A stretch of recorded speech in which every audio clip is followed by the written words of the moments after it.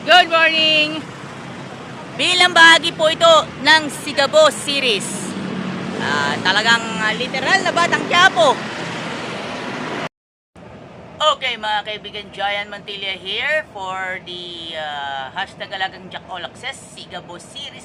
Tampok po natin bus number 128 na may biyaheng Lucena Avenida. Eto, alam na yan na literal na.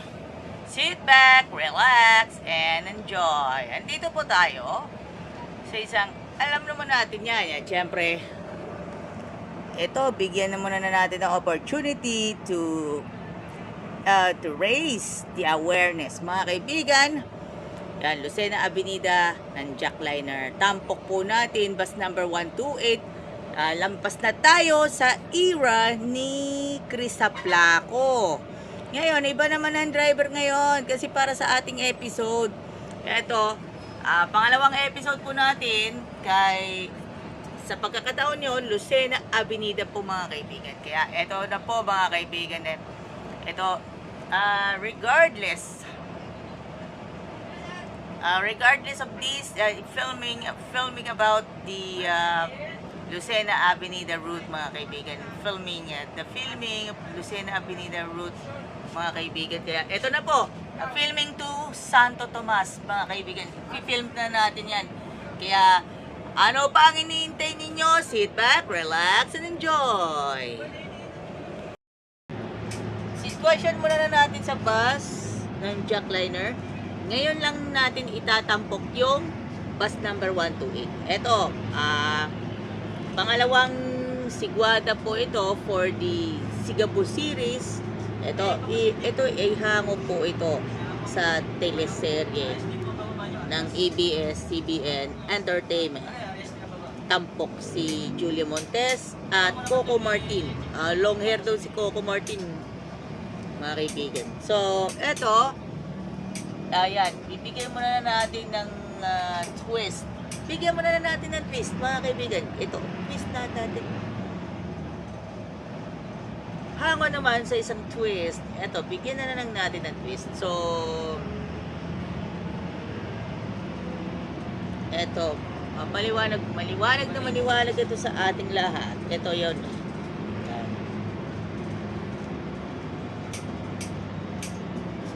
Kaya yung ating ito po yung dati kong pinagtatambayan before nagkaroon ng mga terminals mga kaibigan. At that time is nung mga panahon yun, usually nung mga panahon yun. Yan, usually nung mga panahon yun, hindi pa gaanong opisyal ang AC Text ng mga panahon yun. So 2016 officially dadaan ang mga bus officially. Maliban naman po sa isa pang bus company na hindi pa ganong kilala, and others ay kilala na pero hindi naman ganong kilala sa iba pang mga pacing. So mga pacing mga kaibigan, yan. Ito lang ang discount. Hanggang ano lang? Sa tutumas lang?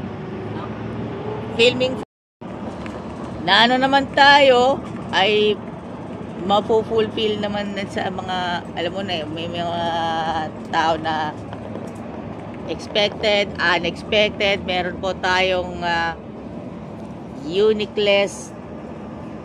Ito na tayo din. Ito sa AC Text may mga may mga daan. Yan, mga papunta ng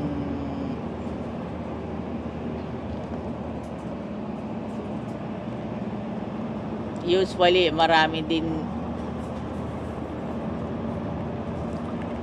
sa dami ng mga hanash. Yan, shout out muna sa mga pinsan ko, si Kuya Michael Anthony Yovan ko at saka si Ate Anne Marie Yovan ko Imperial. O kayo po ay nanonood, Yul de Vera, magparamdam naman. Yan ay pinaghihirapan ko yan. Itong vlog na ito. Yan, eto sa Makatuwid, Sa makatuwid naman, ito na tayo. Yan, sa makatuwid, yan yung ano, yung jurisprudence na ginampanan natin. So, ito yung super manufacturing sa Barangay Simsim. Ito po yung overpass ng Barangay Simsim. May isa naman din pabrika sa kabilang side. Yan. Kaya po tayo ay nandito po tayo within Jackliner Bus 128 para itampok po natin yung Batang Quiapo series. Yan. Ano, Batang Quiapo, mostly undeniable. Mostly undeniable. Ito na tayo. Kaya yung usually parang gumawa ng paraan. Yan, kumusta na daw si Chris Aplaco? Kumusta na daw? Ang daming kumusta. Maraming kumusta. Naman. Maraming kumusta. Yung mga Batang Quiapo. Yan, sa Batang Quiapo naman yan. Yan. Ito po yung may ginagawa na SLEX TR4. Yan naman po yung papunta ng Kalawan. Papunta ng Bae. Papunta ng Bae. Bae na Alaminos, Laguna hanggang Lucena yan. So mga kaibigan po natin, nabibigyan muna natin ng twist. Let's behind the twist. Ito na yun. Para kang tayong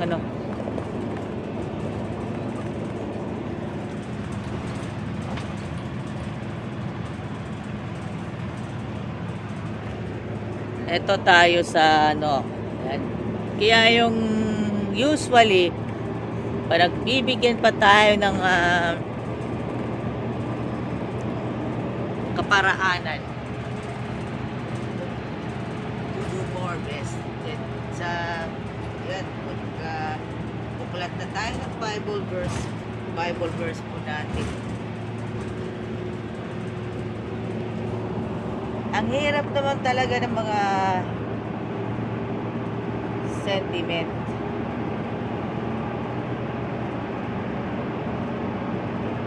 Sa dami naman po. Ito yun. Psalms 138. Basahin muna na natin sa Tagalog. Ako ay nagpapasalamat sa iyo ng aking buong puso.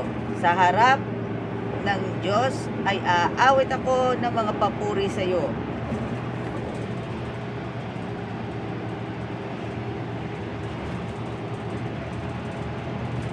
Ako'y sasamba sa dako ng iyong banal na templo at magpapasalamat sa iyong pangalan dahil sa iyong kagandahang loob at dahil sa iyong katotohanan. Sapagkat iyo'y pinakadakila, iyong salita ay buong sa iyong buong pangalan. Nang araw nang ako'y matawag na sinagot ako, iyong pinatapang ako ng kalakasan sa aking kaluluwa.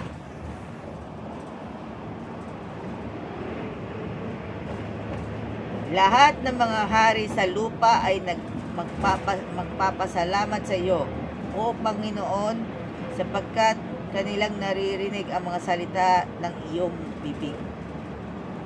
O sila'y magsisiawit tungkol sa mga daan ng Panginoon, sapagkat dakila ng kaluwalhatian ng Panginoon. Sapagkat bagaman ng Panginoon ay pataas, gumagalang din sa mababa. Ngunit ang hambog ay nakikilala niya ay mula sa malayo. Bagaman ako'y lumakad sa gitna ng kabagbagan, iyong bubuhayin ako. Iyong iunat ang iyong mga kamay laban sa puot ng aking mga kaaway at iiligtas ako ng iyong kanan.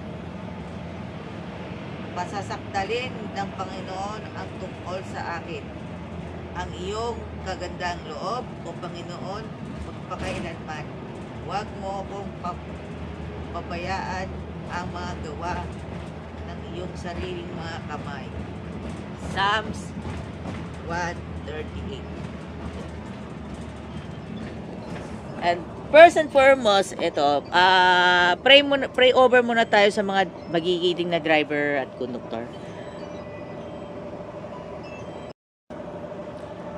Ama namin makapangyarihan, ipagdasal po natin ang ating mga magigiting at masisipag na mga drivers at conductors ng Jackliner Group, especially sa bus number 128 na biyaheng Lucena Avenida. Naway, sana po ay dumami na po ang pasahero sa buong araw na kanilang pagsisikap bilang mga driver at conductor at ginagampanan ng kanilang mga tungkulin. Naway magsilbing inspirasyon sa mga kabataan, especially sa mga Gen Z at Gen Alpha. In Jesus' name and pray, Amen.